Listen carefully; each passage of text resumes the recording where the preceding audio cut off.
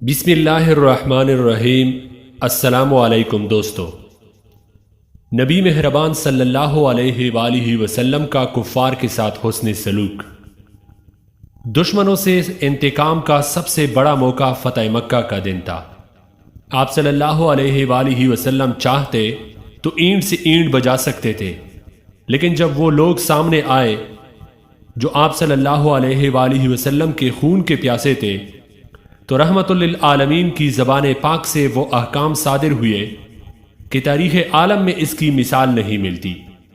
ارشاد ہوا، جو شخص ہتھیار پھینک دے اسے قتل نہ کیا جائے، جو شخص بیت اللہ کے اندر داخل ہو جائے اسے بھی قتل نہ کیا جائے، جو شخص اپنے گھر کے اندر بیٹھا رہے اسے قتل نہ کیا جائے، جو شخص ابو سفیان رضی اللہ تعالیٰ عنہ کے گھر داخل ہو جائے اسے بھی قتل نہ کیا جائے، جو شخص بھاگ جائے اس کا تعاقب نہ کیا جائے، زخمی کو قتل نہ کیا جائے، قیدی کو بھی قتل نہ کیا جائے۔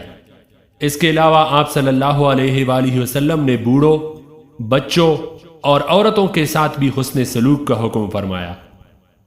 ایک دفعہ مکہ میں سخت قحط پڑا، لوگوں نے مردار ہڈیاں کانی شروع کر دی۔ ابو سفیان رضی اللہ تعالی عنہ آپ صلی اللہ علیہ وآلہ وسلم کی خدمت میں حاضر ہوئے اور عرض کی کہ محمد صلی اللہ علیہ وآلہ وسلم دعا کیجئے کہ بارش ہو۔ تو آپ صلی اللہ علیہ وآلہ وسلم نے دعا فرمائی تو اتنی بارش ہوئی کہ ہر طرف جل تل ہو گیا۔ ایک دفعہ آپ صلی اللہ علیہ وآلہ وسلم نے ایک یہودی سے قرضہ لیا، اس نے مقررہ وقت سے پہلے ہی مطالبہ شروع کر دیا اور آپ صلی اللہ علیہ وآلہ وسلم کی چادر مبارک پکڑ کر برا بلا کہا۔ اتنے میں حضرت عمر رضی اللہ تعالی عنہ تشریف لائے تو انہوں نے جب یہ دیکھا تو مارنے کے لیے ہاتھ اٹھایا، لیکن آپ صلی اللہ علیہ وآلہ وسلم نے روک دیا، فرمایا کہ یہ کیا، ہم نے اس کا قرض دینا ہے، ہاں اسے یہ کہو کہ وقت سے پہلے مطالبہ ٹھیک نہیں اور مجھے جلد ادائیگی کا۔ حدیبیہ کے میدان میں آپ صلی اللہ علیہ وآلہ وسلم صبح کی نماز کی امامت فرما رہے تھے کہ 70-80 آدمی خاموش سے کوہ تمیم سے اترے تاکہ آپ صلی اللہ علیہ وآلہ وسلم کو اور مسلمانوں کو نماز پڑھتے ہوئے قتل کر دے۔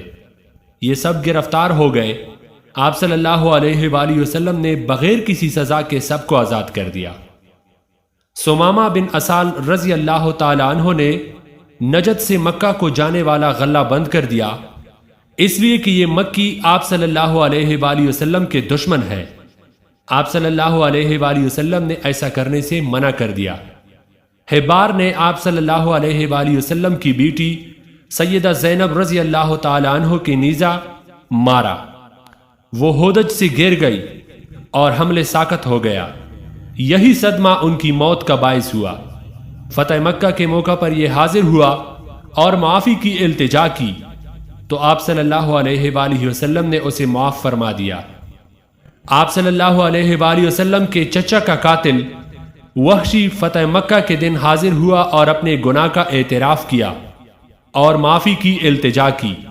ارشاد ہوا، جاؤ میں نے تجھے معاف کیا، لیکن دیکھنا ایک بات یاد رکھنا، میرے سامنے کبھی نہ بیٹھنا، کیونکہ تیرے دیکھنے سے مجھے میرے چچا یاد آ جاتا ہے۔